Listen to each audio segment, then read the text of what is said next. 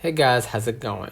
Today I'm going to show you how to use rewards on Booking. So basically, you can just log in with your account, click the three bars at the top right, and you're going to see right here all of the settings, right? I'm going to just go ahead and click on my avatar icon and just go ahead into the rewards and wallet. Basically, in the wallet and rewards, if you book something like a hotel room or a flight, then you will be able to have access or earn travel rewards, and you can use those rewards for for other bookings, right? And so you can get a discount, and then you can pay with your wallet to save money. So if your booking accepts any rewards in your wallet, you're gonna be able to see it after the payment or before the payment, during the payment, sorry.